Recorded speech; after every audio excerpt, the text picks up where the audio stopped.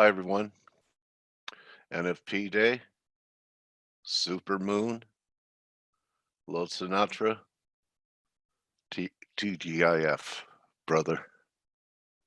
Shahab, how are you? Everyone doing okay?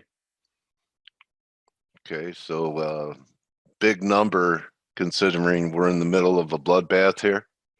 I have a couple of observations, although, after a number, before a number, you could kind of throw out your charts at least, for what's going to happen and predict the reaction. Better to react to the reaction. Anyway, I have a couple of thoughts here. I believe that we're achieving objectives in Euro that Grega talked about. So that's why it pays to be a subscriber. Yeah, no, I don't want to do the Corona song. I'm sorry I wrote it, the Corona song. So, here's Euro. Here's Grega. Yeah, it looks like he had it, just a little bit over 113 and then, back down. So here we are. And the reason I bring it up is you guys know that I was talked about the euro pound, all the way back down here. All right, looking for 87, and I scalped it a couple of times this week from the short side, but euro's making new highs here. And so far, euro pound isn't. And if it does, I don't think it'll confirm. So this is the first sign that the dollar might be at least short term. I don't expect a big dollar turn, but I think we're overdue to maybe get some type of retrace back to 98.30 or so. And actually, I'll probably get stopped out, but I'm trying the S&Ps down here. Got long at 20, risking 20 handles. Just in case this was A and this is A, B, C for B, and we get a C, and take that with a grain of salt because I don't know anything about Elliott wave. Okay. It cannot go down, even correct. Okay, well, I've come to learn that anything and everything can happen. So I used to have real strong opinions and be a hard-headed, stubborn guy, and I got carried out on a stretcher a few times. So be flexible and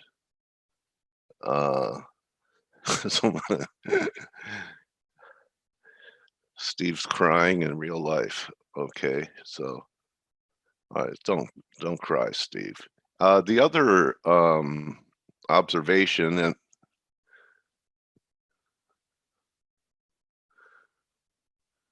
how could it? So anyway, gold up here on the daily, and I don't think we're there yet, but look at for the first time. So here was the first drive, right? And here's the second drive, right? And here's a new high, and we're only to 70. So this is the first time it did it. I actually don't want to short gold until maybe I get like at least a rally to 1780 or so in silver, which means there could be some left. And I think that's, oh yeah, I was very surprised by the end just melting through here, and even more surprised how the bonds gapped lower on this. Look at this. So I was looking, I thought we'd get a third drive to a little under 150, right? It looked like it was going to set it up. And because of what's happening here, we actually gapped it. So, gosh, I don't know. This surprised me. The 10-year did not, actually looks like, could probably be bought here. So now all of a sudden we're inverting again, where the long end is yields are falling faster than the short end. Like you have bonds down, yields down 14% today on the 30 and 6% on the 10. anyway, it's great to have access to all the team's work. I'd consider joining so you could hang out in the community. See what the guys are doing. Okay, Blaker's bearish Aussie here. Blake, looks like Blake's the only one taking positions into the NFP on pattern and plays. And I remember the first time I interviewed Blake, I said, Blake, are you ever flat? And he said emphatically, no, I'm always in. So what are you in, brother? I remember that first interview on FX Street, and that was the question I asked you. I said, well, Blake, don't you ever get flat? Yeah, he used to be flat 20 years ago, but now he's round. Now he's rounder. He's a little bit rounder. Yeah. Someone's having a good week, Blake. Only when I lay down, by the way. Can you tell Steve's having a good week? What do you think? Does it show? That was funny. You know, I usually keep something going somewhere just to keep me. It hurts my sleep because, you know, whenever I've got something going, I don't sleep as well, but it keeps me engaged in the markets. So like, for example, I was long a lot of euro last night, and I got out of the last third at 22, 25 right here. Nice. So, you know, those are the type of that's the type of thing that I'll have going on. Because, you know, the problem with, you know, for me and for probably a lot of you guys is that the markets move during the European hours, and for me, I got to sleep. So, you know, I was long a bunch, and obviously I missed a lot of this move because we were sitting up here at the 112.40 level, and I'm like, you know, I kept buying at the end of the day, you know, when we were down here at 112, because I knew it was breaking out. We closed above channel resistance, guys. So if you didn't know that, I mean, I was telling everybody last night, I'm buying euros. And then, you know, I was buying dips all the way down to like 112, I guess it was like 112, 12, 10, somewhere around there, or 20, right around here.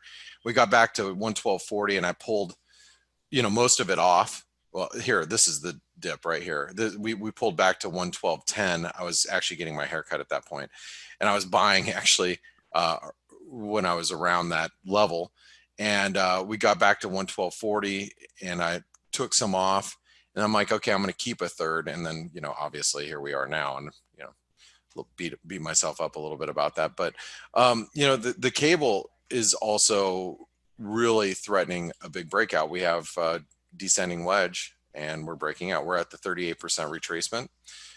We break above this 130.30 in a big way, and it's going to be extremely bullish. So, you know, when you're in this type of environment, you got to think, where do I park?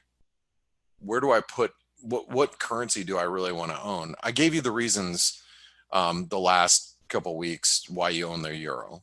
All right, and that's played well. I mean, you know, whether you played it all to the upside, or if you were like me, I'm just buying it, selling it for a profit, finding a dip, buying it, selling it for a profit. That's just, you know, how my week's been. It's been good. And like you know, I still beat myself up about the Euro Canadian. I played this a couple of times, but you know, I own this at 144. 144 right here. And I sold it at like 145 and change. And then obviously I've been trying to buy it and sell it, scalping it all the way up. But I mean, look at this move. I mean, okay, so now we're at a different place. We've seen the equity market sell off 10, 12%, something like that. You know, and we're heading lower again. This is a pennant, by the way. Do you guys know where this points? I want you guys to take a good look at this chart real quick. Take a good look at this chart and see where it goes.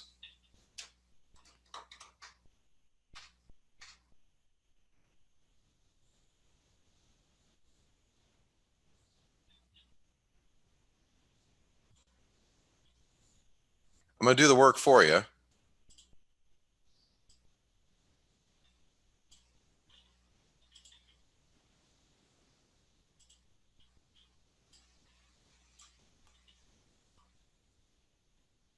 Still working.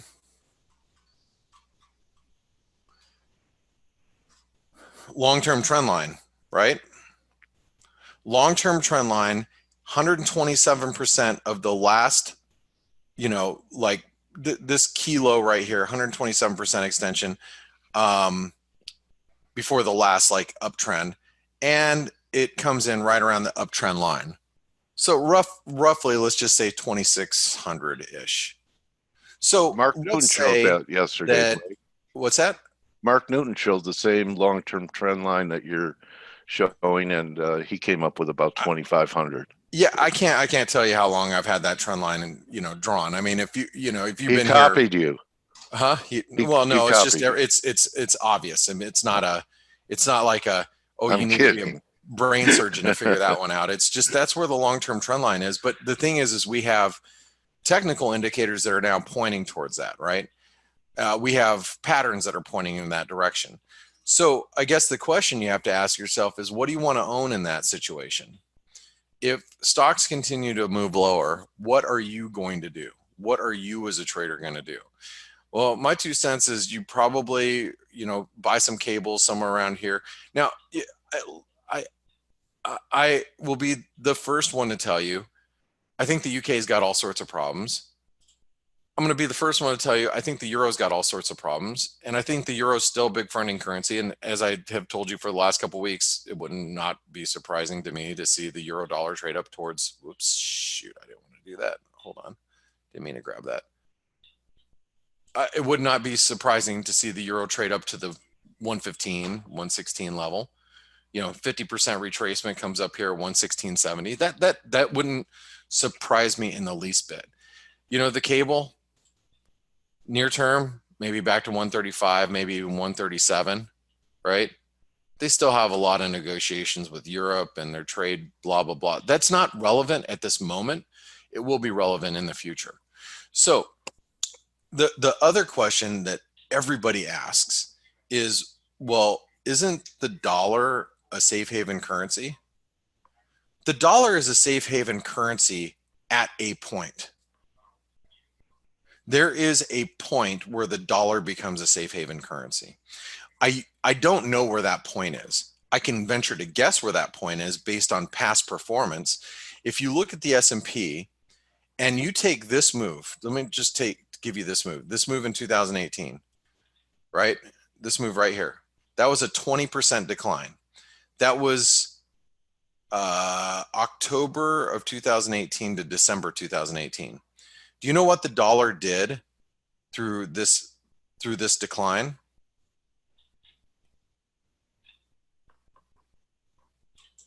It went sideways to down.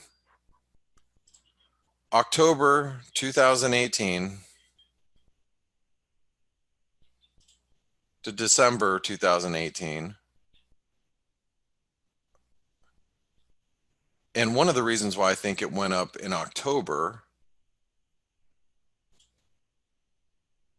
in December, we're just going to go to December. So, I mean, it overall went down like 1%. I think one of the reasons why it actually went up initially is because the whole, you know, Pavlov's dog theory, you know, so many people were accustomed to, oh, we're in a risk off scenario, so the dollar's got to go up from the financial crisis. That was the natural response initially, and then it just failed. I think now it's a little different because of the funding issues that the dollars had. You know, everybody has sold euros. They've sold euros to buy dollars, sold euros to buy everything else. That now it's a little bit different. I do believe that if the S&P gets to a situation where we break, we're down 20% or more.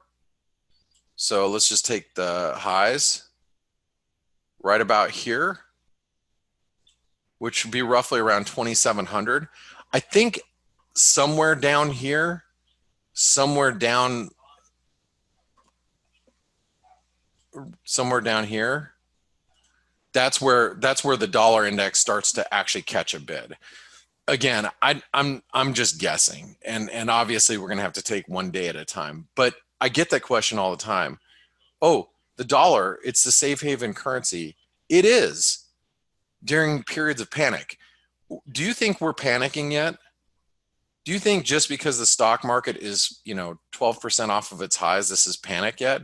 You haven't seen shish kebab yet. You haven't seen anything, right? You have to think about where we've been. I mean, I was talking to this dad last night. He's a home builder. He is like a manager for one of the big home builders here in town, which Arizona, that's our predominant industry is, they just build because everybody moves here. He does really well for himself. He's a custom builder. He's like their, COO or whatever. And we were talking about the markets, and he's just like, yeah, I try not to look, and he's probably 50, I would say probably 52, 53. He's not too far from retirement.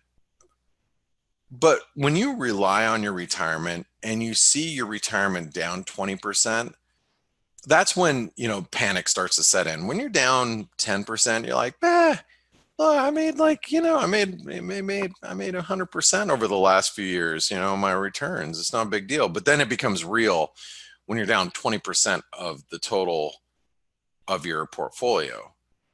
You take 100 grand, it makes 200 grand. You take your 200 grand, right? And then you lose 40 of it. Now you're back at 160. Now it's got your attention, right? So that's why those numbers, that's why the 20% correction is a pretty big deal, because I think, when we correct 20% or more, that's when people start going, oh shoot, I need to really go back into cash. So again, I don't know what the exact number is. I'm just throwing guesses out there, but I want to first of all make sure that I explain to you guys that if you think that the euro is done going higher, I don't think it is. Actually, I think it's probably just getting started here, right? So just, you guys have to be careful. Okay, so let's talk about a couple, key technicals here. So the pound descending wedge, we're breaking higher. Aussie dollar, big failure, because you guys saw the patterns in play. They went out this morning. That's a 38% fib. We hit the 38% fib. I think this defines the downtrend of the Aussie.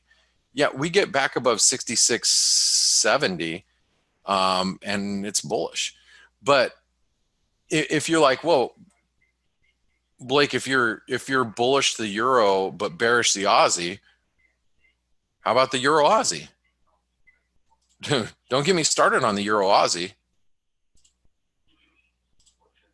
We've been basing for 10 years. We've been basing 2012. Well, I guess you can say we've been basing for probably 4 or 5 years. But I mean, look, where can this go? 175, 190. Do you think those levels are unheard of? No, we've been there. So you guys have to be really, thinking about, as the stock market continues to move lower, where are you going to be? Okay, so let's talk about the dollar yen, and then I'm gonna I'll be passing it over to my colleagues here, and I got to talk about the NFP coming up. So dollar yen, false breakout leads to a breakdown. Go look at Greg Horvat's Elliott wave analysis on the dollar yen.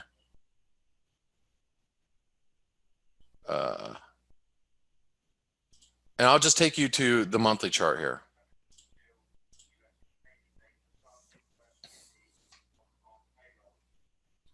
He's talking 90s,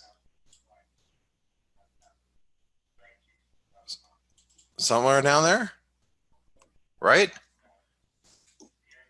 So think about that as you go into today's non-farm payroll. Now, non-farm, and by the way, the yen's beat the hell up. It is scary selling it here. I agree. It is. I was short it last night at 106 here last night.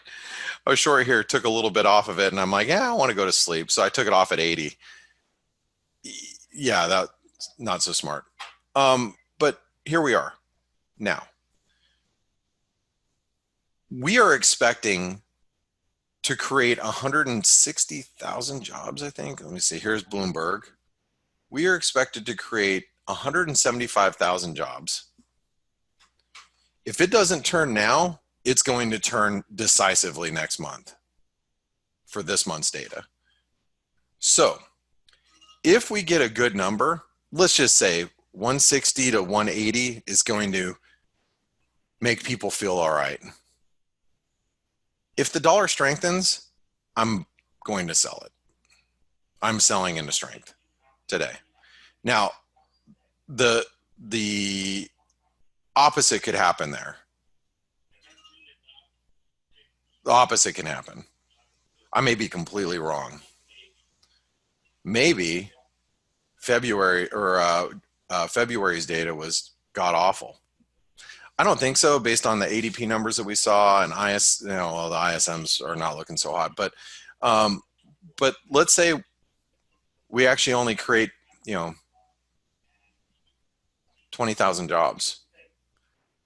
This dollar is going to get raked over the coals, and I think that the stock market is going to be probably, we're down what, 3% right now. We'll probably be down another percent on that. Okay. That's my 2 cents. And I hope I'm wrong. I hope we get a good number, because I do want to sell dollars. Like I'm just begging right now for the euro dollar to dip to, I'm begging the dollar, like the euro dollar to dip to, 127.80 or something like that. 112.80. That would be awesome. I don't know if that's going to happen. I really, really, really don't.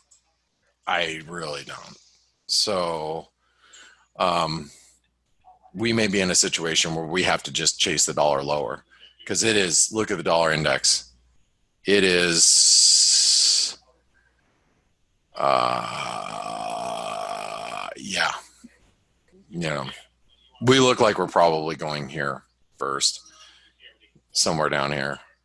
That would be my assumption. I don't know if we're going to, we never go in a straight line. So, if you miss it today, you'll probably be able to sell dollars on rallies. But, I use these charts and these trends, especially these longer term charts, to just kind of give me a better understanding of where I think something's going to go. So like, in the euro, you guys know I've been mega bullish for the last 2 weeks. So all I've been doing is buying dips, just trying to find a dip. If I can find a 20, 30 pip dip, I just buy it and let it rip up 50, 60 pips and then sell it. So as long as I got a decent direction on what I think something's going to do, like I think the cable's going to 135, great. So now, when it breaks higher, I'll buy dips and, be playing it that direction for a while. Yeah, things are overbought or oversold, no matter what you're looking at, but they can be more overboughter and more oversolder. You understand that, right? Okay. So don't let relative strength stop you from doing anything. Just make it, use like oscillators, relative strength, just to be more on the conservative side when you're trading. If you see something that's a little overbought, well, and you want to get long, don't buy aggressively. Take smaller positions. All right, but I want to leave it with this, and I want to pass it over to Steven Stelios and Dale, obviously. We are in a very volatile period. Moves are fast and furious. I had some guy reach out on Twitter. He might be listening in right now, and he's like, I lost my whole account long the dollar Swiss, and I'm like, man, how does that happen? I mean, I know how it can happen, but the way it happens is over leveraging yourself and not putting in stops. Guys, you have to put in stops and you have to take smaller positions. Be safe. My ultimate goal here is to navigate you guys through this tumultuous time myself and the team, and to make sure that you're here not only tomorrow, but a year from now, or 2 years from now, 5 years from now. Eventually you join our ForexAnalytix family. That'd be great. And if you never do, that's fine too. But I'm just saying, my goal and the rest of the team's goal is to make sure we help you navigate through these very volatile times. So smaller position sizes, keep your stops tight. Don't take exorbitant amounts of risk, especially in this period. Anyway, guys, I hope you guys have a good weekend, and I hope you do well today.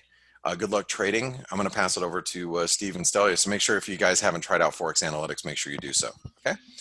All right, Steve, Stelios. Hey, Blake. Hey, guys. Hey, another exciting day, huh? Oh my God. All right. Well, we have just a few minutes to jobs report. I've got to go. Yeah. Too much information. I got to go pee before this happens. So I got to run. All right. Okay, I bro. drank too much coffee this morning. See you guys. See you, Blake. Good luck. Yes, here. So Hey, NFP, Stel. as we've said, as Blake said, it's a backward-looking number, and it's for February. So the full extent of what's happening still not probably not feeding through. So there is a chance we might get a beat. But really, NFP, I don't think anything's going to happen unless it's a huge outlier, simply because people understand this. Stelio, I still see a lot of permabulls. Of course, I haven't seen them type much since yesterday, as you understand, but I was seeing them until like 20 hours ago, really strongly believing that, all this is like, the result of like propaganda and overreaction. And yeah, the last major sell-off was in 2008. I was there. I was market making. I know, bro. remember it very well. There's so many people who were not trading 12 years ago, and all they know is buy the dip. exactly. So my point is, I believe that the backward-looking NFP that might be fine might actually produce another reaction higher, because all those people are going to be, like, I told you so, nothing is wrong with the economy, everything is doing great. So I wouldn't be surprised if we see like one last hurrah, like for a few days, some kind of a reaction from here higher. But I do believe that that's going to be another selling opportunity. Yeah. So yeah. I agree with make you. that very clear. We've said we want to sell rips in equities for some time now, and it's been working. By the way, FX Trader is asking where I was trading. I was a market maker for interest rate swaps at Merrill Lynch for about 5 years. And by the way, that's a good introduction to Stelio. Yes. Can you please put the link in, Yes, I will. the special link they gave us through the email. Stelios has tomorrow a presentation for the Trader No, it's Expo. not tomorrow. It's the day after. Saturday. No, it's Saturday. Oh. Hold on, the 14th. 14th. Ah, So sorry, next yeah. Saturday. So sorry, in 8 days. So Stelios has in 8 days, and you can register for free. He has a presentation for Trader Expo 2020, exactly on that subject. Do you want to elaborate, Stelio? Yeah, sorry, I was muted. Yeah, so basically, if you don't know, Trader Fest is it an annual event or semi-annual? I can't remember. Like they do it like 2-3 times per year, something like yes, that. yeah, twice a year maybe, and they invite a handful of speakers to, it's all about trading and strategy, and I'm going to be one of the 6 or 7 people speaking this year, and I'm going to be talking about my transition from being a market maker to trading for myself. So it's going to be interesting. It's not going to be a long presentation. I think each one is going to be around 30 minutes, but I think definitely worth listening if you have the time. Yeah, and you can register for free. I mean, there are no ties whatsoever. By the way, 15 seconds away from the data, so let's see what we get. Needless to say, if the data is bad, although I do believe that the data can be normal, that's going to be like the nail in the coffin, most probably. But I do believe that the chances are that the data are going to be okay. Ah, there you go. There you go. 273. Perfect. I have no objection with that data. Very strong NFPs, 273. US trade balance a little bit better. Unemployment rate dropping another 0.1% to 3.5. US average work week hours slightly higher. Manufacturing payrolls, huge beat from -3 expected to 15. Canadian employment data also big beat, 30.3 versus 10. Okay, so average hourly earnings as expected. So good numbers overall for sure. But like we said, is it it's backward looking. So actually, Stelio, if you saw in the chat room as well, I was hoping for good numbers. I actually, for those that are in ForexAnalytix and were in the chat room, you know that I got rid, like 30 minutes ago, I got rid of my S&P shorts for 5.4% profit, thinking that data would probably not be bad and that would produce another selling opportunity. So I'm now flat the S&P. I made another good trade to the downside and I'm looking to short it once again. It kind of surprises me that so far neither the dollar or the S&P seem to be having such a decent reaction than I would expect. And if that remains to be the case for at least a few more minutes, I mean, I would want to give a little bit more time to the market to digest the data. Well, equities are not doing anything, right? Yeah, so I mean, they've recovered like 7-8 handles. I mean, yeah, I definitely expected, a bigger reaction to the upside, both for the dollar and for the index. Anyhow, let's give it a little bit more time because, it might take like a few more minutes. Anyhow, I'm going to say in advance what I wanted to say. If we do see a reaction higher in the dollar and risk today, I would definitely be expecting this to produce next week another great selling opportunity.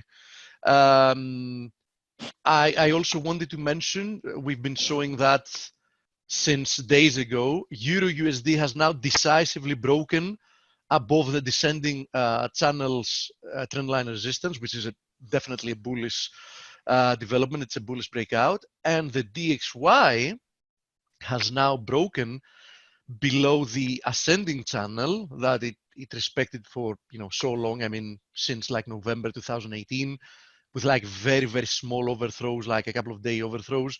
And we've now actually, we're now in danger of closing the day below 96.30, which is going to produce the first lower low in a long time, which is also a bearish development. Now, another reason why I believed, and I still believe, that we might see some kind of a relief rally in risk assets today is because the USD yen, after breaking above the multi-year triangle trendline resistance falsely, as it obviously proved to be the case, it's now testing the same multi-years trendline support, this triangle's trendline support today. So we might see an initial reaction higher from here, we might, but eventually if what I expect happens with risk, yeah, I do expect, especially with the extra signal of the false break higher, I do expect USD yen to do break to the downside and continue on its path lower.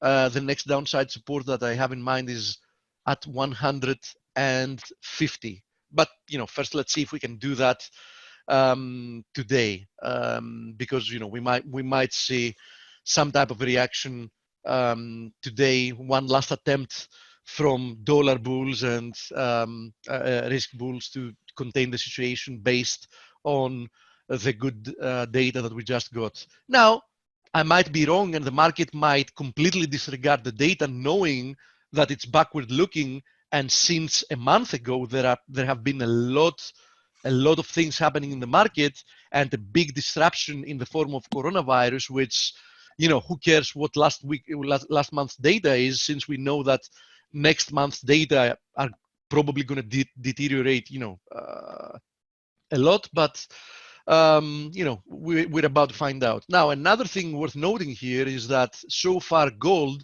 is getting rejected exactly from the previous high that we had at 1689. Now, does this change my bullish thesis about gold? No, it doesn't.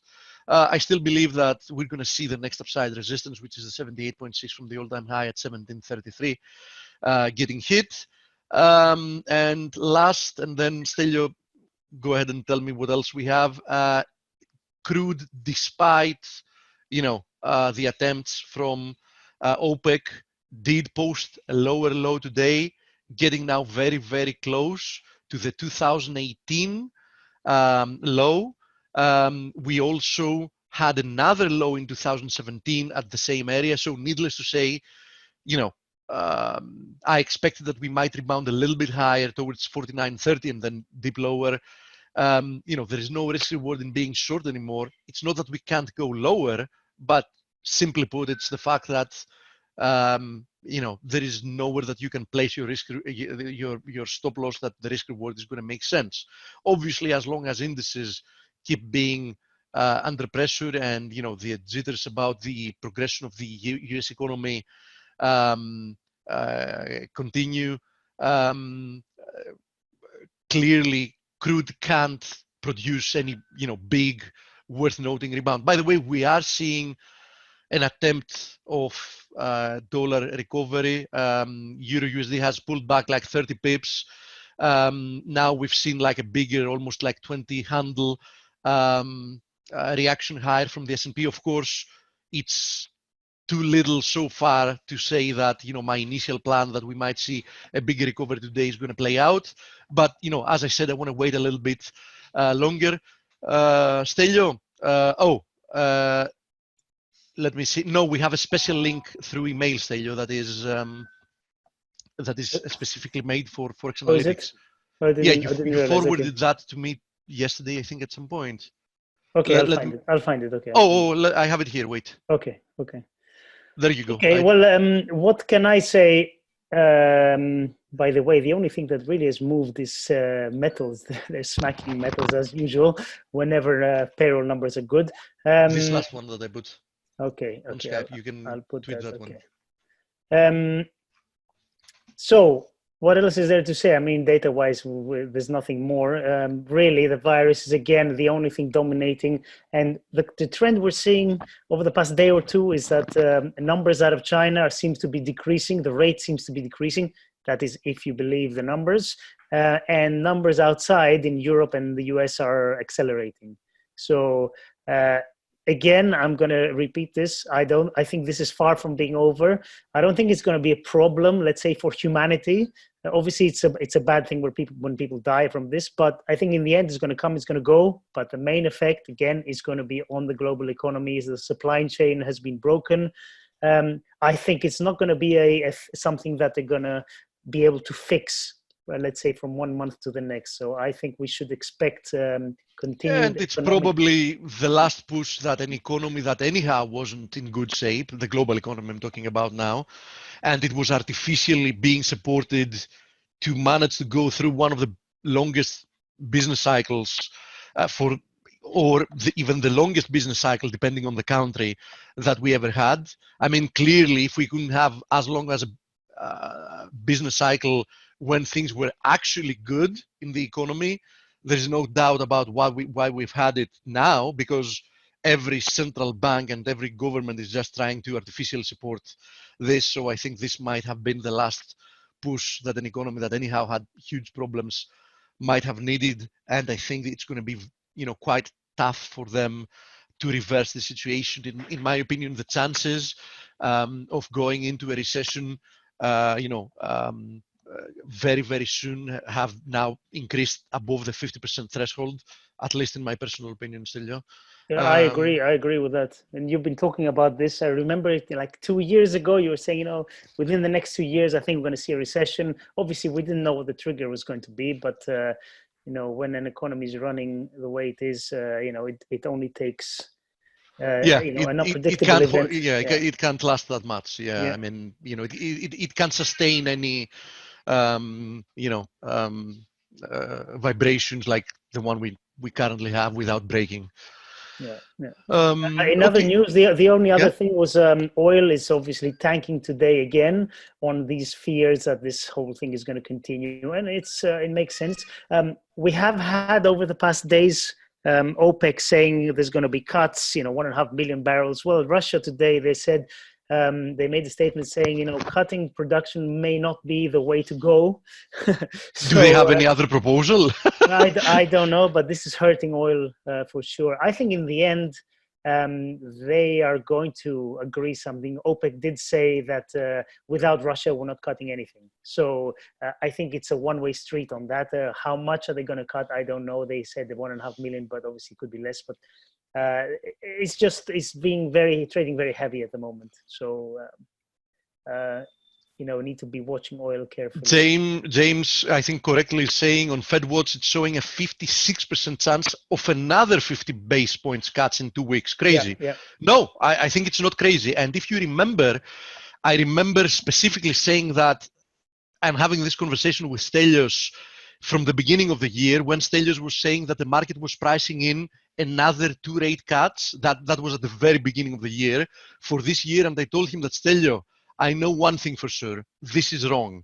Because in my opinion, during this year, they're either not going to cut at all, which I thought that's the lower possibility scenario, or they're going to go all the way. I couldn't really foresee how we would go like middle path, you know what I mean? So for me, it was like either we would have to go all the way, or they would attempt not to do anything if things remain like well supported, and so I think we're going all the way. I think that before this year is over, the Fed is going to be back at zero, as simple as that. So personally, I'm not surprised at all. And those of you that are listening in, you know that I'm not surprised at all. I don't know how many of you actually believed it, but I'm not surprised at all. Okay, so in dollar weakness, will this support XPD? Not easily if the economy tanks, because one of the main reasons that palladium remains rather well supported is the fact that it's one of the metals used in like catalyst production. So we know that as a metal used a lot in production, if the economy goes down under, demand is going to decrease substantially. So I believe that palladium will inevitably suffer a lot if we indeed are going to a recession, and if we are to see a lot lower levels in risk assets. So I think that any rebound from palladium is going to prove to be temporary, if I'm right about the rest of the things I just mentioned. Okay, obviously, but that's my thesis, right or wrong. That's what I'm currently trading, and so far it's been working out nicely, so no complaints there. Okay, so let's see. Good morning, USD yen. Yeah, I briefly mentioned USD yen. Keep in mind that USD yen is currently testing multi-year trendline support. So I'm very bearish the USD yen once we break down, especially since we first had the false break higher, right? But let's go shorter term now. I wouldn't be surprised if we see something like this first. The Wizard of Waves is in the house, Steve. We have Gregor with us? Yeah. Yeah, I'm here. Oh, welcome. That's a nice occasion to have you here, Gregor. Yeah. So, it's looking right? forward to your feedback. That you just heard what I said about USD yen. I think it's testing multi-year trend line support. So I wouldn't be surprised if we see a little bit of a rebound before we actually crack through that and then keep on moving lower towards 100. Yeah, I'm also expecting some kind of a rebound. I thought actually that the blue trend line at the lowest one that you have, that this will actually be retested after already we would make a 3-wave drop. But so far that's still only one sharp wave move lower. So I would not be surprised if we just go towards 100 actually. Yeah, I mean, my next target here is roughly at 100, 150, as you said. Yeah, and if we consider... Okay, I'm going to pass it to you, by the way, so you can show what you have in mind, and I'm going to be here with you so we can, you know, as always, like exchange opinions, and, you know, I'll also throw you some of the questions that we have from people. Just a second. Okay. So you're talking about dollar yen, right? Now, at the end of 2019, I was expecting this reversal, and the reason for this reversal lower was mainly because back then I saw 10-year US notes still ready to break higher into that fifth wave. The yields were coming down, if you recall. So I was expecting this. By the way, massive move lower the last few days in yields. Yeah, and massive. You know, and I just thought that maybe we'll get a temporary pullback, like a wave E. But if this, because I don't see any solution to everything what is going on right now anytime soon, I just think that we really should be prepared on this potential wave C drop that I have it labeled here on account 2. Okay, so we are now at the very key important trendline support. But since wave E should be a corrective leg, should be made by 3 waves, and that's not the case. So that's why I'm considering that maybe the count 2. Yeah, the second count. But I'm a little bit more patient with such a big changes.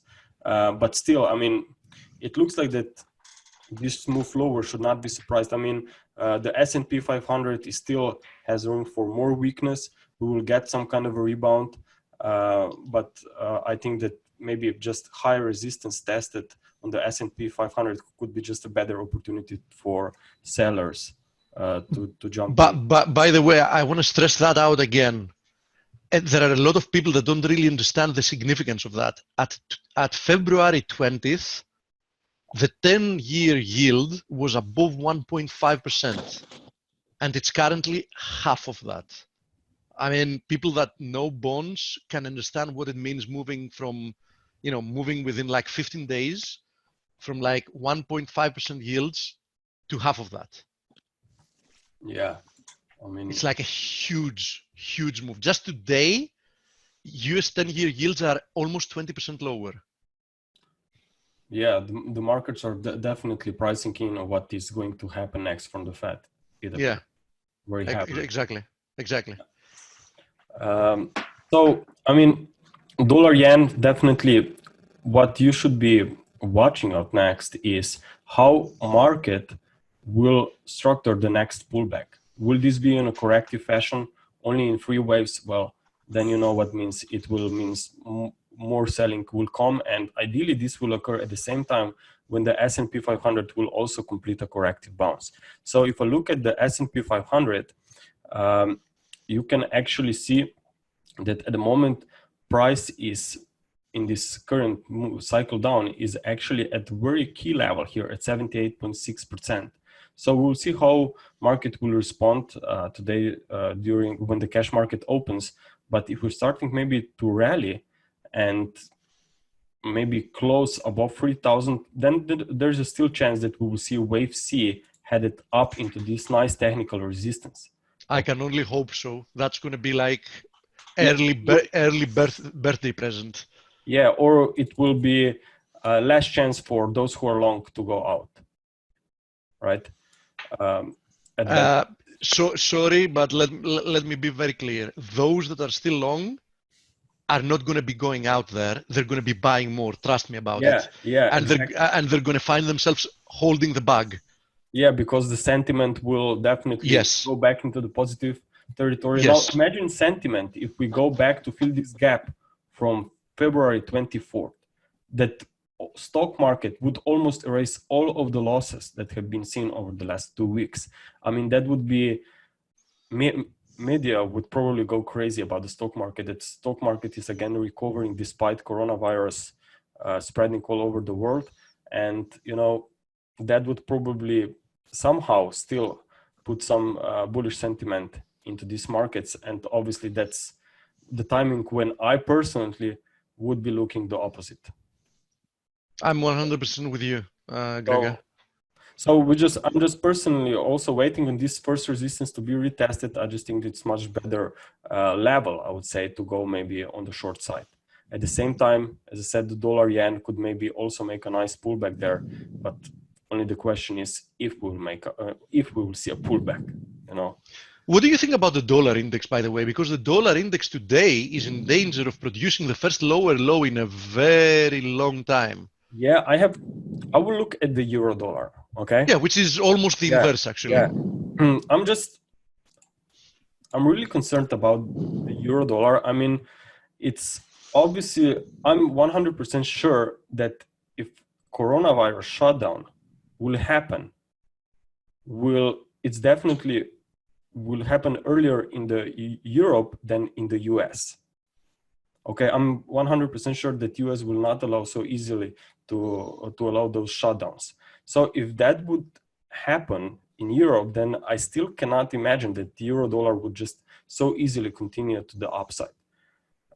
New crisis about the migrants from Turkey is just knocking on the door. So I really do not see anything positive regarding the euro dollar. So I still think that upside can be limited on euro now from an Elliott wave perspective.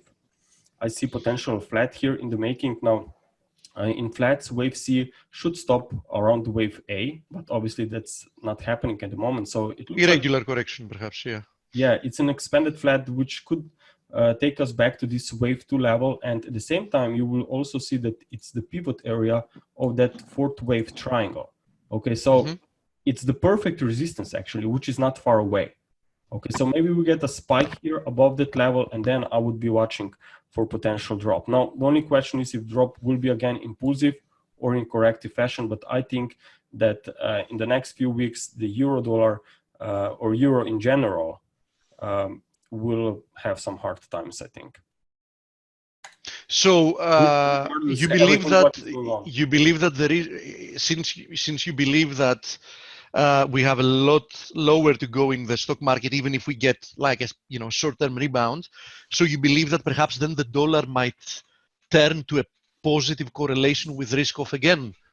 Yeah, that's the interesting question, but I think it has a lot to do with the yields, how the yields will respond at the current levels. Let's not forget that the yields are in a fifth wave after all. Yeah, and even from a fundamentals perspective, if you look at it, the yields have now gone way beyond ridiculous levels. Yeah, so I mean, theoretically speaking, no matter what happens from the Fed, if new cut is coming or whatever, it is. They will definitely cut again. The question is, will they cut 25? Will they cut 50? We'll see. Yeah. Yes. So everything is already priced in. So I do not expect that market would actually maybe go far from afterwards when they cut. Actually, it may be the opposite direction. So. Okay. What about gold? Gold retested today the previous high almost to the pip.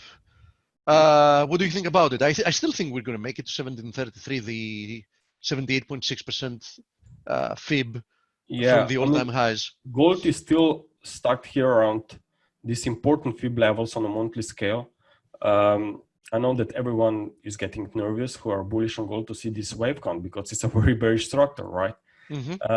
But on the daily, looks like that we are making a 5-wave advance within fifth wave.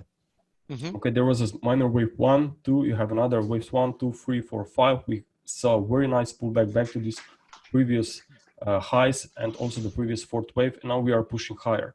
So what I would be very careful is when you get these 5 waves up here within this wave 5, which should actually still reach slightly higher prices, I would say that we are now in a fourth wave pullback, then just be aware that maybe another very deep pullback could occur. Also, it will be important to see where the stock market will be at the same time. Maybe we'll be already at a new swing low and we will turn higher later for a recovery. I just think that we should be very careful at a new high once we have the completed pattern within this fifth wave. But so far, I would watch out for more upside after a 3-wave setback. The first support would definitely be to watch would be here at this wave B swing high, and then you have the fourth wave area down there around 1650, 1640. Okay. Let me see if I have any questions for you besides what we've already covered. Crude oil is very Oh yeah, crude. I was saying, I don't know if you were here, I was saying before that crude is testing, you have it back there on that long-term chart, it's testing the lows that we saw in 2018, in 2017. So I said that, listen, the risk reward is definitely not in favor of being short down here. Yeah, I mean, I was watching crude oil earlier today. I was considering different scenarios, but then I looked at heating oil here, and it looks like I don't want to sound bullish. I don't want to sound bullish, yes, but I mean, it looks like a wedge, right? Mm. And yeah, we are it does at those levels down there. So becoming aggressively bearish right now at it's very levels, dangerous. It's very, very, very late. I mean, we are still here on heating oil. We are at this trend line. Here on Brent, we are already lower. But if this one, which is looks like it's weaker, will make a throwover formation, meaning that price will reverse back to the upside and maybe is starting to approach this upper trend line, then it's going to squeeze. Clearly, it will be even more importantly to say that this wedge is valid. Mm. Okay, so yeah, I'm with you. I'm very skeptical in being short anymore crude. I mean, I was very confident of being short when we saw that rebound towards 54. I had actually said that anywhere like between 54.50 and 55.50 is a good selling opportunity.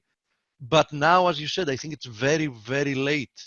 I think it's very late and very dangerous being short down here. It's not that it cannot move lower, but there is no more risk reward in being short, even if it moves lower. Yeah, of course. Definitely not worth it.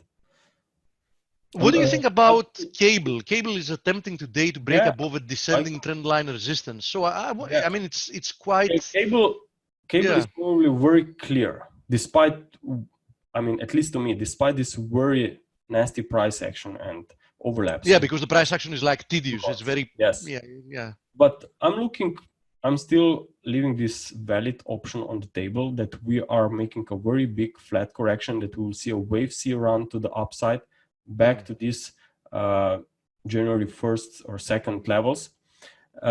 So that's the one prediction which suggests that we will see another 200, maybe 250 pips run here. The other wave count that I'm tracking, it's more aggressively. It's A, B, and you have an ending diagonal for wave C. This one also suggests a rise, but not only towards those January levels, but new highs. But into new high, yes. So bottom line, you're bullish in any case from here, but the question is how much can it extend to the upside? Yes. In one case, we're not going to see new highs. In the other case, we're going to see higher highs. Also, what I like is the current overthrow. Yes, you have here also a break above the trend line. And if you take a look on the hourly chart, okay, you can clearly see that that's an extended leg up from here. And it looks like a 1-2-1-2 scenario. So meaning that that's probably a wave 3, an extended one. You will get a pullback and then another push. Perhaps a little bit higher, then a pullback to retest the broken trend line resistance as support, and then higher from there. Yes. So the overall, I just would not be surprised to see more upside after a pullback on pound. Mm-hmm. At least maybe at the start of, let's say, next week. Okay. Okay. Nice. Yeah, I mean, I like your count. I mean, from a basic technical perspective, it looks more or less, the same thing to me as well. What else? There will definitely be a lot of, it will depend on negotiations between UK and European Union, how this market will actually respond. So, one Forex pair that has really caught a lot of people off guard is, and I know that you were in the right side of it actually, is the USDMXN. I mean, USDMXN broke down from a multi-year symmetrical triangle and then like reversed higher and is now attempting to break higher actually. So Yeah, and knowing that that was one of the most crowded carry trades, a lot of bulls were like short,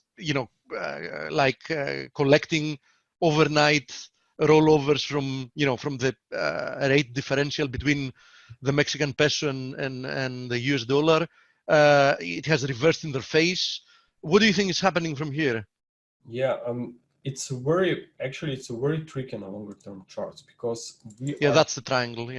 Yeah, so we are up there, and looking at this 4-hour chart here, we have current maybe just a wave C in the making that is moving into this trend line resistance. But I think that after this another pullback, we'll see another push higher. It only depends how high the lag will extend. It could easily become wave 3 maybe, or it will start dropping back, let's say back below 1970 or so. Then I really think that maybe Mexican peso is still the right direction to look for. Okay. Great presentation, Grega. Thank you, man. Like usual. We have an interview, coach, right? Yes. But always great, especially with what's going on, Grega. Thanks for coming in. Thank you, Steve, mate. congratulations on a great trading week. And Peter Goldstein, could be good to hear you. It's been a while. So let me get you set up here, Peter. Okay, I want to wish everybody a great weekend. Stick around to watch the interview. Peter is really good. And also, if you hadn't noticed, Stelios put in the chat the link you can use to subscribe for next Saturday for his presentation. It's free, as I said before, so it's definitely worth listening to. Thank you, Coach. Enjoy the interview. Okay, I think I missed unmuting him. Let me see. And now he's got his screen up. Can you do that for me? Yes, absolutely. He's unmuted. Hi, Peter. How are you, Dale? Okay, Peter. So sorry it's been so long. I know we had some trouble getting it together. I think back in June when you were talking about a move to 3,400 to complete this. So great to have you back. And thank you. Thanks for having me. And I apologize for bailing out on you. Oh, that's okay. It happens occasionally with people. So I'm going to try and fit all this in. All right. I'm going to be out of character and not interrupt you a lot. All so right. Just go ahead, buddy. All right. Let's look at what's happened over the last 3 weeks, up until 3 weeks. And I've written about that on February 10th and 14th to my subscribers, and I shared it with the public. But, I've always wondered what's going to be the catalyst for this correction. And here's the thing about the coronavirus. It's occurring at a cycle peak, unlike the Asian flu of 1957, SARS of late 2002, and the swine flu of late 2009, which all occurred at a cycle bottom. So how much further could have stocks gone down?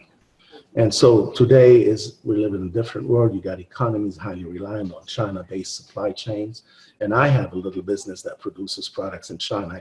I can order stuff right now, but I have no idea when I'm going to get it. What's the butterfly effect?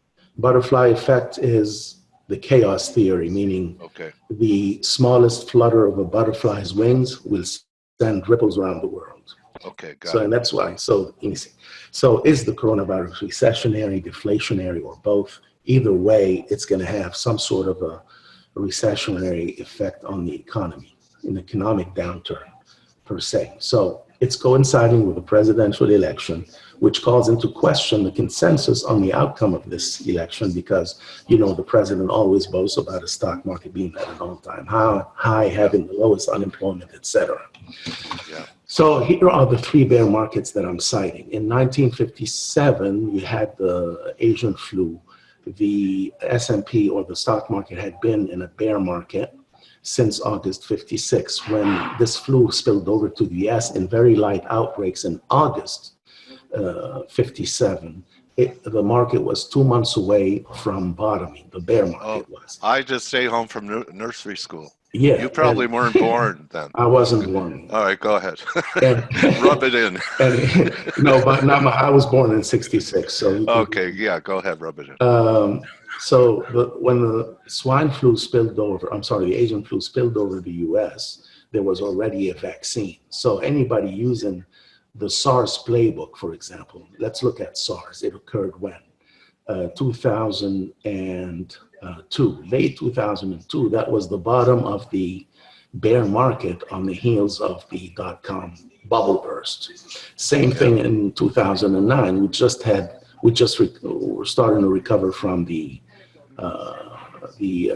financial crisis. So how much, again, how could you use that playbook to justify staying the course? Because that's what financial advisors were telling friends of mine. Stay the course. It's a presidential election year, historically bullish. The flu won't have more than 5% effect on the stock market. So, but this guy, Alarian, was pretty smart. February 3rd, he said, don't buy the dip. Probably he saw the timing of this. When he said this virus is different, what he meant is that the timing of it is different, not necessarily the impact of it from a human perspective.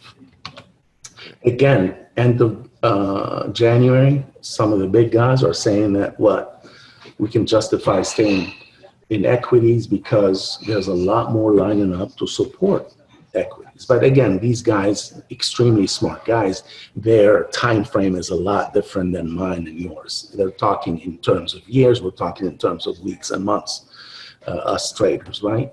Yes. So here's a typical CFA. Up until a few days before the top, he's analyzing earnings data. He's looking at the rate of change on forward estimates, and he's concluding that it makes sense to stay with the mega caps. That's February 16th.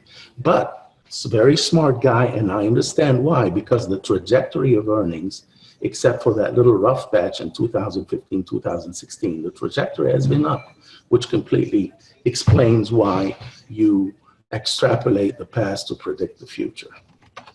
So unemployment, today's report was really strong, but it's backwards looking, we all know that.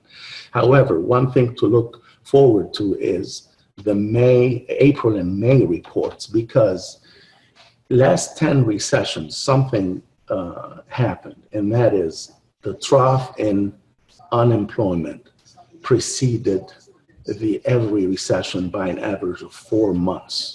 Okay, so today unemployment is still at an all-time low of 3.5%, but the moment it jumps up by 50 basis points, it's a perfect recession indicator. It has been for the last 70 years. So right now there's nothing to worry about so far until we get reports that are impacted by the effect of this virus. Let's talk about the yield curve. I'm not an expert there, but I know that this is a bull steepening yield curve, okay? And I've done my research. A bull steepening yield curve, all you have to go to is this Market Watch article that says that a steepening yield curve is not necessarily good for investors, because while the yield curve can point, a steepening one can point to better economic times, it's also, oftentimes it's a precursor to a coming recession. And so what is this rate cut all about? It's a panic rate cut, in my opinion. It's trying to backstop what's about to happen. In other words, let's cut rates, but also let's say that the economy is doing great. But I think they're trying to get in front of it. And what about the message of gold? Now, I saw the previous presentation where gold was I believe the Elliott wave showed 1, 2, 3, 4, and 5. But my characterization, my interpretation of this is a little different.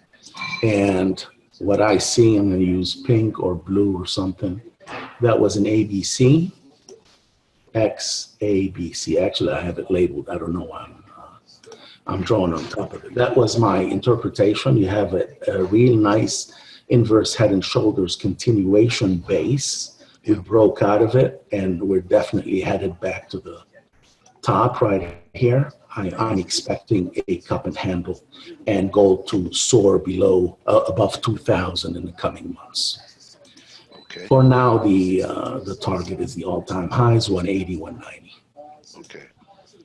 Got it. And moving forward, let me talk about my forecast, past, present, and the warning signs I saw over the last few months. That was the June forecast. We rallied off the bottom, December 2018 bottom, rallied to new all-time highs, pulled back into early June. I labeled this wave B and I put a minimum target of 33, 36. Okay. Now it ended up being this. I moved the B wave up to October 3rd actually, and it was a running to flat triangle. Why did this happen? You always have to correlate your analysis with events. You can't do it in a vacuum. So why did the rally begin? We were promised a trade deal. How many false starts did we have? How many setbacks did we have? I would say 2 or 3%. So while the market was wisely betting on a trade deal being signed because neither country can afford not to, the S&P traced out a wait and see pattern, which, by the way, you can see this triangle much more nicely on the futures. I'm going to show that in a second, but the same triangle exists on the Dow Jones, on the NASDAQ futures, S&P futures, and the semiconductor index, okay? Same exact pattern. So that's why I actually raised my target from a technical perspective to 3463, meaning I was looking for a C wave to be equal the A wave. But you know, I learned a lesson here because eventually valuations are valuations.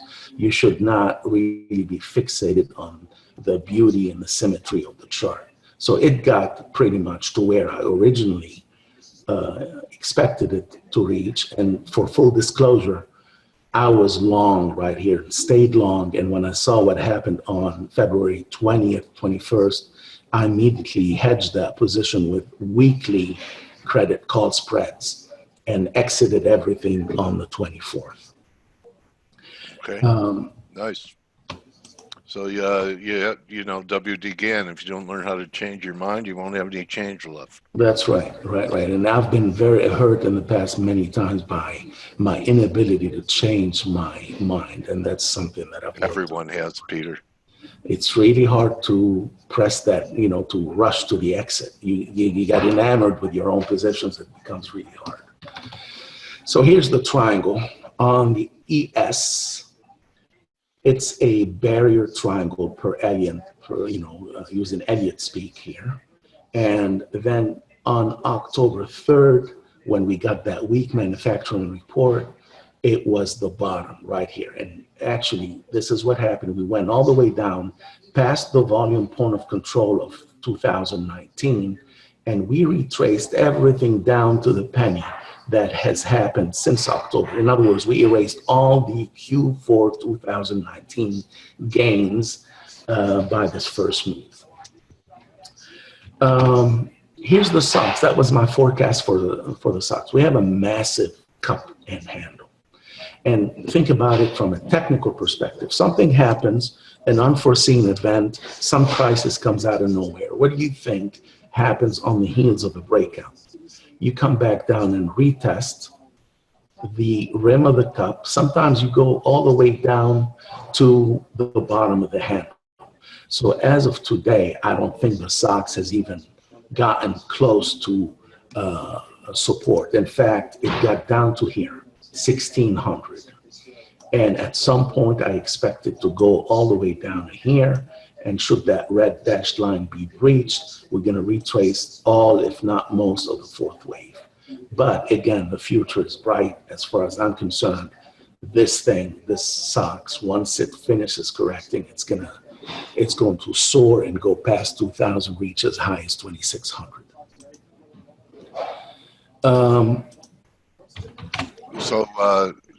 Can you go back to that just one more time? Sure. Okay, so you think there is a possibility of a pullback to 1,400?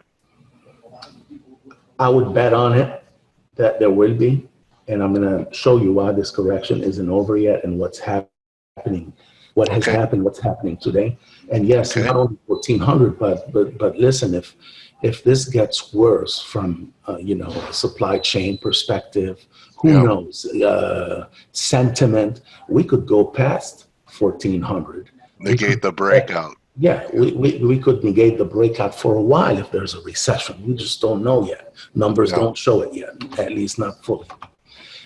NASDAQ Composite, I felt like a fool in February because since 2013 and then 2015, my ultimate target was 93.60.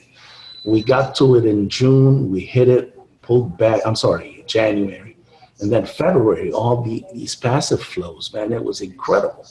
This red candle used to be a beautiful green candle approaching 10,000. Suddenly, look at this reversal. I felt like a fool up here. I said, I must be missing out or missing on something. I must be missing something as far as my technical analysis. So I'm going to raise my target to 10,000 because I'm starting to capitulate.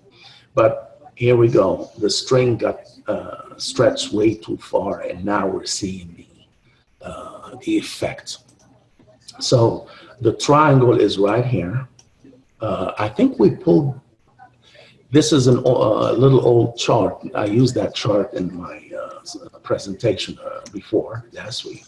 So when you look at it, you notice that I think we got down to here, 8,200, 8,100.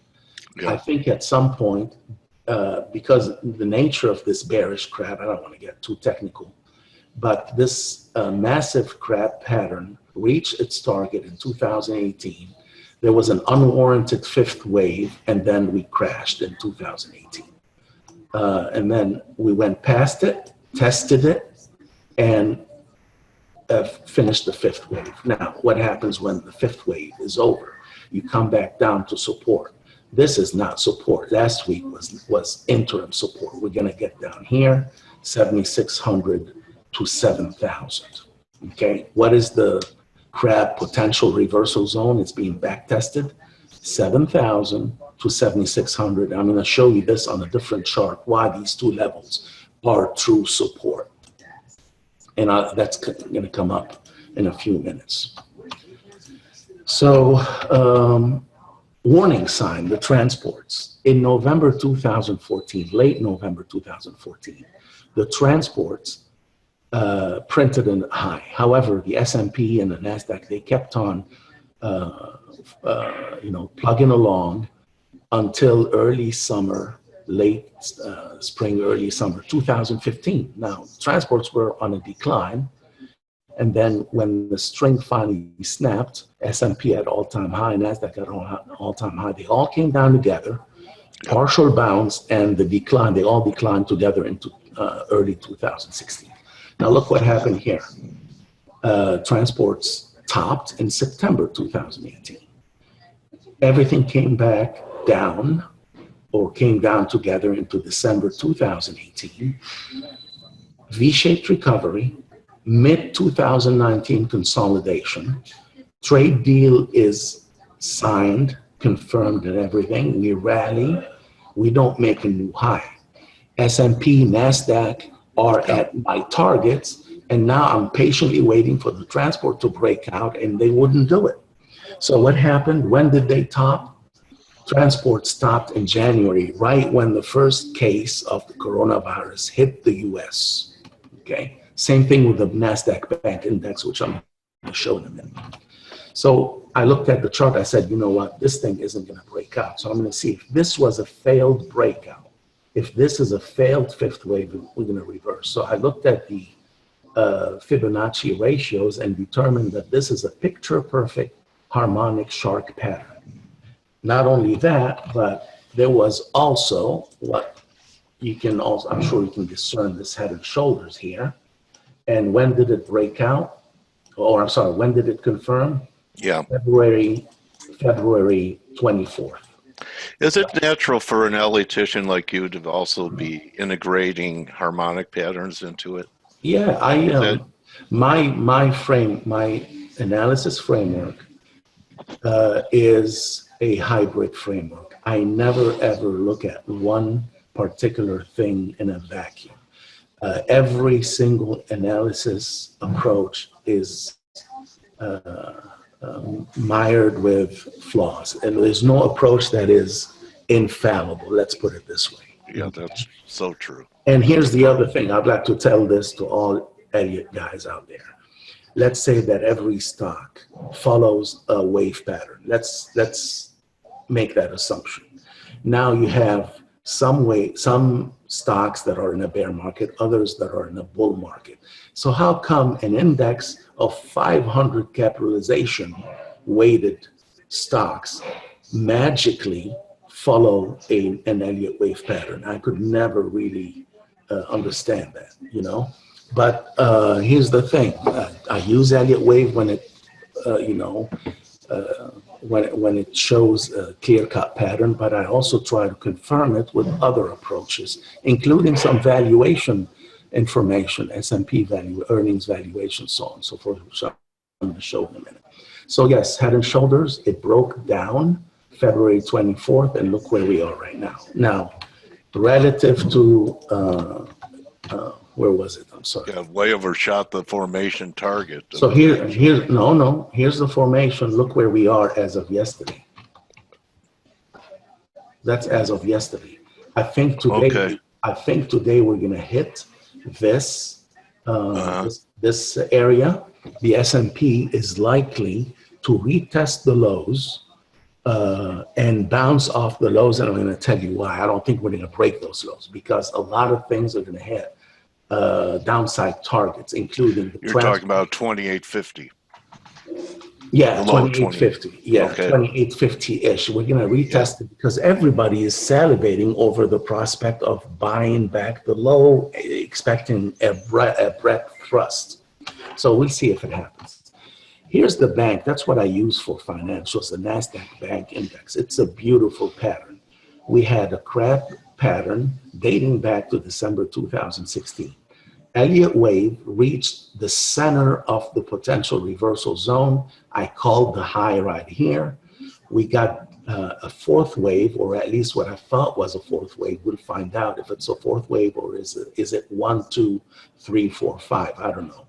We'll find out soon. That's when Elliott wave becomes very subjective. But here's how I interpret this chart. Okay, everything came down together into late December. We bounced back. Mid-year, mid-2000, what happened in 2019? Sideways consolidation. We finally broke out of this flag, and we reached the edge of the PRZ right when the first case of the coronavirus appeared. And look what happened since. We're back down to what? The December lows. Okay. Who knows? We might be going further down, because if this formation is an ABC and this particular structure is 1, 2, 3, 4, 5, who knows? I don't know. Maybe we're going to go down further. I have no idea at this point. I'm going to keep my mind open. Keep an open mind about this. Okay. Here's the Head and Shoulders on the bank index. Yeah. As of 2 days ago, we're down 20%. So this thing is in a prime time bear market. Russell 2000, same thing. That's another warning. Failed to break out to new highs. Yeah. This a failed fifth wave. The target remains again, what looks like a shark pattern here. The downside target is the December lows. Okay. Here's another worrying sign. I've been tracking this for a couple of years. Equal weighted S&P versus the cap weighted S&P. Doesn't look really good starting in 2017. It seems to me that when everything, for the longest time, the equal weighted was outperforming the capitalization weighted benchmark index. But then suddenly what happened, probably the mega caps started taking center stage, and right. The concentration. Leadership narrowed. Yeah. Okay, up until a point where it couldn't take it anymore.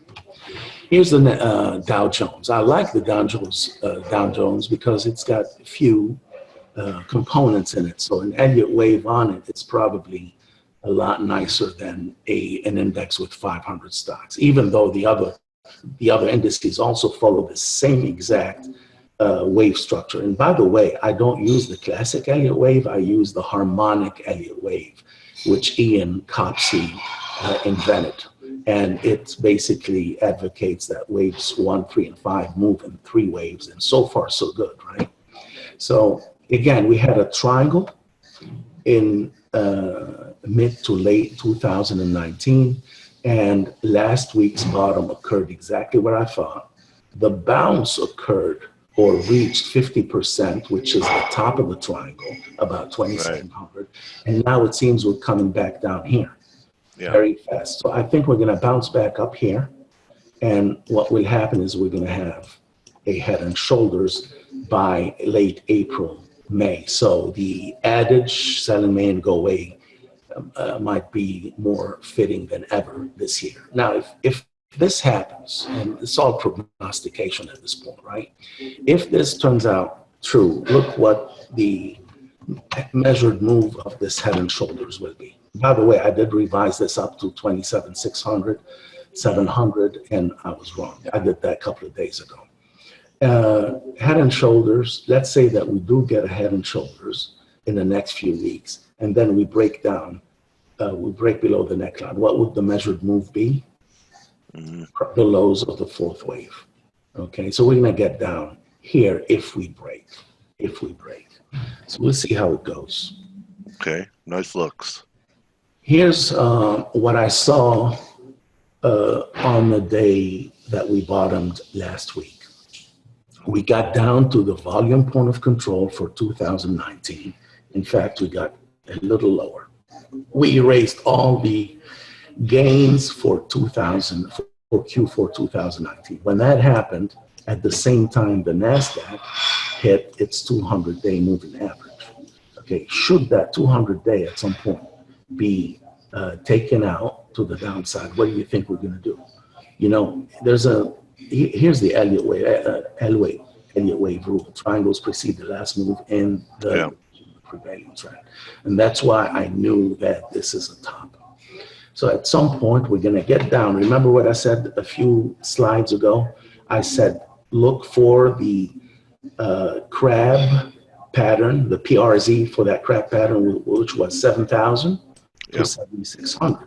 This is the volume point of control for 2019 and the value area low for 2019. So at some point, I'm expecting the entire triangle to be retraced. Okay. Are you saying back to 2016 levels? No, that the low right here is the June low. Okay. Right here is the early June 2019 low. And from there on, we'll figure out what's going to happen next. So I don't know. I was kind of thinking, you know, everyone named this rally from 2016, the Trump rally, that perhaps what we do is wipe out the whole Trump rally. Very I'm not sure possible. where would that take us to? About 2,400, right? Oh my God! Listen, I have a couple of. I'm a Republican, just for all for disclosure sake. But that's okay. I have 2 bets with friends that he won't get reelected, and I was basing all this on my analysis. So you know. So if the market won't be recovering into the election, is that what you're thinking? I'm thinking that he can't boast about the market being at an all-time high. That's true. How many presidents have gotten reelected in a recession? I don't know. You know, none. Franklin Roosevelt. Yeah. So.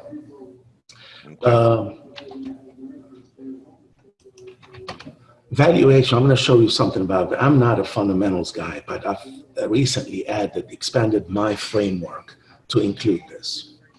Look at PE, historical PE, going back to October 2009, when PE dropped to a semblance of normalcy, because up until Q4 2009, PE was 80 because there were no earnings. But then we started getting earnings, it dropped down to something more reasonable, 20 to 22.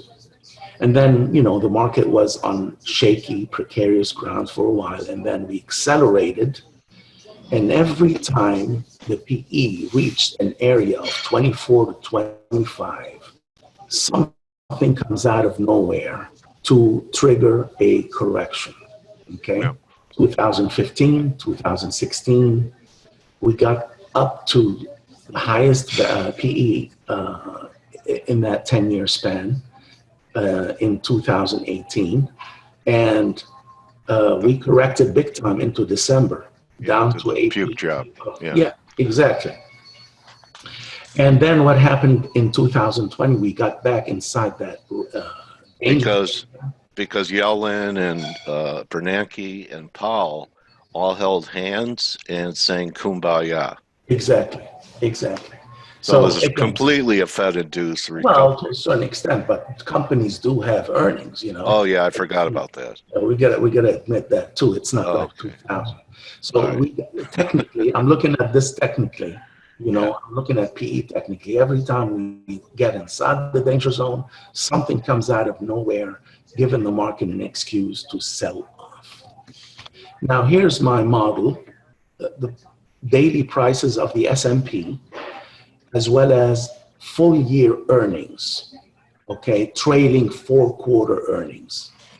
Historical PE average of 19.4. You take the earnings, you multiply it by this historical average, and you get a fair value of about what? 2,700. Again, it jives well with the previous targets I was talking about, 2,760 or so. Now, as of last week, the full earnings for 2019, because Q4 was strong, they went up from 138.91 to 139.72.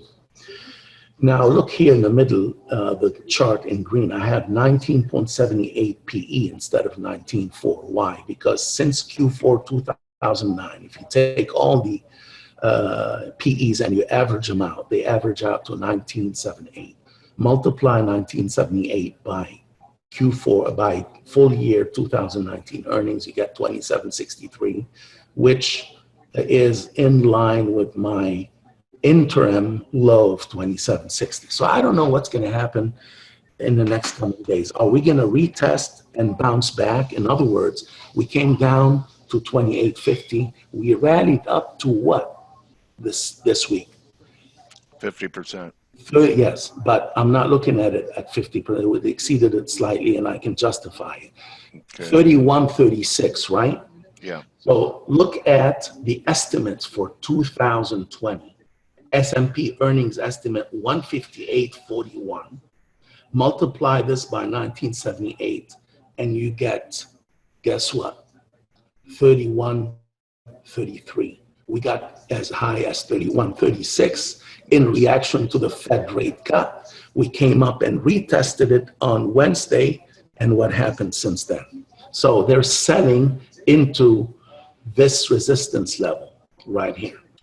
Yeah. Now, take what is valuation for me? Valuation is, how is the S&P trading relative to its fair value? I can draw a chart of the relative premium. In other words, is it overvalued or undervalued relative to the fair value?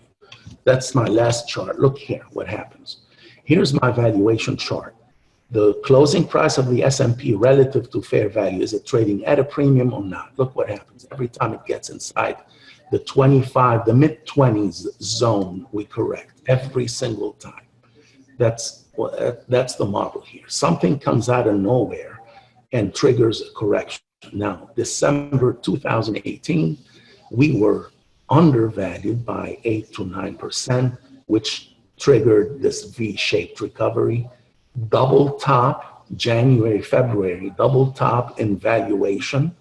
And as of yesterday, we're still trading relative to fair value at a 10% premiums. That's why I don't think it's over yet, because they're still thinking that this coronavirus is a transient event. It's going to take, cause a couple months, you know. What are you really thinking here, Peter, away from the charts? I know you think about things like this. Yeah, so I watched a video of a scientist that, you know, she's from the UK. I think she's either Irish or Scottish, I'm not sure. But they had an interview with her. She flew in from California to have the interview in the UK. Guess what? They designed a vaccine in 3 hours, okay? That's how it took to design the vaccine. But then you get into animal trials, human trials, and then you need to produce millions of vaccines. Okay, what do you think that's going to take? So, a couple years, year and a half. So let's say it gets contained. It gets contained, but there's no vaccine for it. So what is the consumer going to think? Well, you know what? I better save money, because if this thing causes me to be laid off, or a guy who has high hopes for a job or a new job say, you know what, I might not get it now. I'm gonna hold back on buying this new smartphone or buying this new this or that, and I'm just gonna be a little careful. And that's why I think. How about going out for dinner? Or even that, anything. Yeah, you know, everything. Everything. And so far, the economy has been so strong, none of that has happened yet. But Right, okay. that's why I want to watch the numbers next month, the jobs numbers next month and in May, and we'll see what the true story is. You know what, Peter? This was the best post-mortem on the top. And then what did doctors call it? And a prognosis of this patient going forward that I've seen in a real long time, man. Thank you so much for putting all this time and energy into edifying our community. We're all grateful. Much appreciated. I always love coming here, and thank you again, and I hope to see you again, of course. Yeah, so your family stay safe, please, Peter, and you know what? I'll talk to you a little bit later in the day, and we'll set something up for May and see how things are playing out. Great. That way we don't lose touch. And I said this on Twitter, I'll say it now, that you could be in my trading bunker anytime. Much appreciated. I'll be honored, and thank you all for attending this session. Yeah. Thank you, Dale. Good hunting, Peter. Thank Thank you, you so sir. much. Have a great weekend. All right, so that's it for us, Face. Hope everyone has a good weekend. Remember, most of all, especially in times when, you know, we're facing crisis, you never know if you have faith until you need it. So don't just count your pips, count your blessings. And actually, my S&P counter trend 3 drive is working. So I won't count that. I'll count my blessings. That means working with Steve and Stell and Blake and Grega and Joe and Andre, and of course, you know who one of the best female traders in the country is. She's in our chat room, not in the country, in the universe, Amanda. So have a great weekend, everyone. We'll see you on Monday. Adios.